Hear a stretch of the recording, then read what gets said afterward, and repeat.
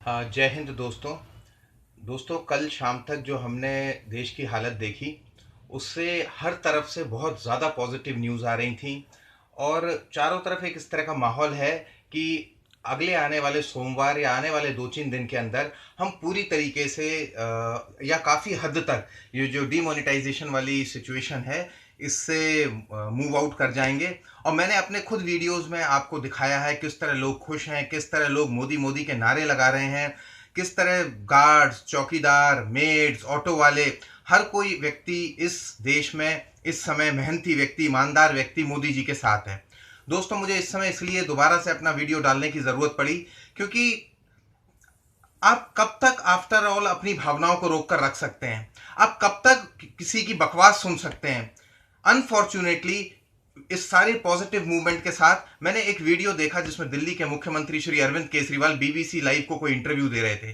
दोस्तों, जिस बदतमीजी से ये इंटरव्यू दिया गया है, जिस घटिया भाषा का इस इंटरव्यू में प्रयोग किया गया है, मुझे लगा कि मुझे उसी एग्रेशन के साथ और उसी घटिया भाषा का प्रयोग करते ही इस इंटरव्यू को देना चाहिए। उस इंटरव्यू में बार बार दिल्ली के मुख्यमंत्री श्री अरविंद केजरीवाल 55 लोगों की मौत हो गई, 55 लोगों की मौत हो गई, वो 55 लोगों की मौत जिनका डायरेक्टली और इनडायरेक्टली इस डीमोनिटाइजेशन से कोई रिलेशन नहीं है, बार बार इस बात को कह रहे हैं 55 लोगों की मौत हो गई। मैं अरविंद केजरीवाल से पूछना चाहता हूं, इस देश के 80,000 से ज्यादा सिविलियन और मिलिट्री आर्मी ऑफिसर्स और पर्सनल मारे जा चुके हैं आतंकवाद के खिलाफ लड़ते हुए। उनकी जिम्मेदारी किसकी है मिस्टर अरविंद केजरीवाल?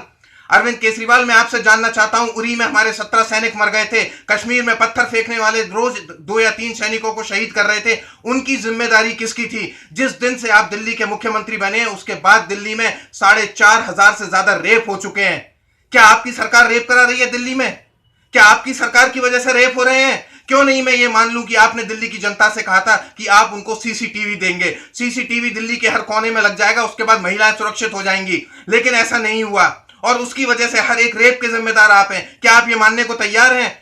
ये मत कहिएगा कि आपके पास पुलिस नहीं है। आपके पास पुलिस नहीं थी, शीला दीक्षित के पास भी पुलिस नहीं थी, तब आप रोज अपने कपड़े उतार के पहुंच जाते थे जंतर मंतर के सामने, रोज अपने को शहीद दिखाते थे कि यदि मैं होता तो मैं ये कर लेता, मैं होता तो मैं वो कर लेता। आपने कहा था, आपके वीडियो है, कि दिल्ली पुलिस आपके पास नहीं भी होगी उसके बावजूद भी आप दिल्ली में महिलाओं को सुरक्षा देंगे। क्या सुरक्षा दी है आपने? दिल्ली में आज की तारीख में बलात्कार उससे भी ज्यादा होते हैं जबकि शीला दीक्षित थी, और दिल्ली की जनता को उस समय कम से कम एक ऐसी मुख्यमंत्री मिली हुई थी जो कभी कभी जनता की सुनती थी। आप सिर्फ सुनाते हैं। अपना आप खुद वीडियो देखिए जिस तरह के आप घटिया इल्जाम लगा रहे हैं। और सबसे पहली बात मैं आपको यह बताना चाहता हूं कि मोदी जी का नाम तमीज से लेना सीख लीजिए। अगर आप, पहली चीज तो आपने अभी 2 साल मुख्यमंत्री बने हुए नहीं किए, और वो भी आप एक ऐसे राज्य के मुख्यमंत्री हैं जिसकी हैसियत नगर पालिका से ज्यादा नहीं है, और आप इससे ज्यादा डिजर्व भी नहीं करते थे, क्योंकि जब आप एक ऐसी जगह को नहीं चला पा रहे हैं और दिल्ली के अलावा आपकी नीयत, आपकी इच्छाएं और आपकी महत्वाकांक्षाएं पूरे देश की तरफ रहती हैं, तो आप डिजर्व भी नहीं करते थे कि दिल्ली से ज्यादा आपको कुछ मिले। मोदी जी का नाम तमीज से लेना सीखिए, सर झुकाइए मोदी जी के सामने। आज आप कह रहे हैं कि आप मोदी जी को पहले ईमानदार मानते थे। सर, पहले दिन से हमने देखा है, जिस दिन से आप दिल्ली जीत गए और आपको लगा कि अब कांग्रेस तो हार रही है, आपने अपने राजनीतिक फायदे के लिए मोदी जी को गाली देना शुरू कर दिया है। उस दिन से हम आपको ऑब्जर्व कर रहे हैं, जिस दिन गुजरात में आपकी गाड़ी 5 मिनट के लिए रोक ली गई थी और आपके पार्टी के लोग दिल्ली के बीजेपी ऑफिस में पत्थर फेंकने चले गए थे।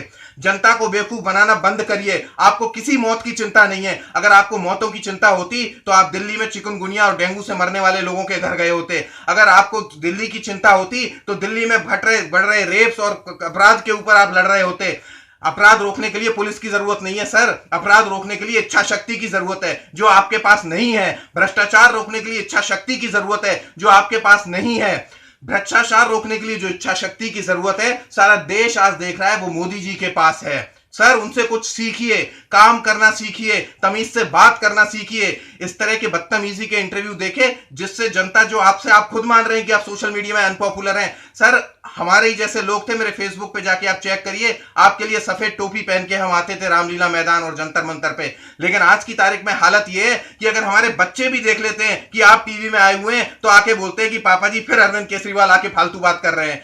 झूठ और एनआरकी के अलावा आप इस देश को कुछ नहीं दे रहे हैं। 8 लाख करोड़ का लोन उसको माफ कर दिया, ये माफ कर दिया। सर, आप इतने बड़े इनकम टैक्स ऑफिसर हैं, आईआईटी पढ़े हुए हैं, आपको नहीं पता बैंकिंग टर्मिनोलॉजी में राइट ऑफ का मतलब क्या होता है? जनता को आप बोल रहे हैं कि विजय माल्या का लोन माफ कर दिया। सर शर्म आनी चाहिए आपको। अगर आपको आज तक राइट ऑफ का मतलब नहीं पता है तो आप इनकम टैक्स ऑफिस में करते क्या थे इतने सालों तक? हमें तो इस चीज की अब चिंता होने लगी है। बड़ी बड़ी फाइलें लेकर आप आ रहे हैं, सीएम में लिख दिया। सीएम मतलब क्या? सीएम मतलब गुजरात के मुख्यमंत्री नरेंद्र मोदी ही होते हैं। और उसके बाद ना किसी अदालत में प्रूफ हुआ, ना कुछ हुआ। जांच होनी चाहिए, जांच होनी चाहिए। कितनी सारा आपने जांच करा ली? पिछले 2 साल में कितने करप्शन के केस आपने दिल्ली में पकड़वा दिए? शीला दीक्षित जी के खिलाफ 370 पेज का आरोप है। सर हमें तो कई बार दुख होता है कि हमने आपकी उस फजूलबाजी की नौटंकी में आपका साथ दिया।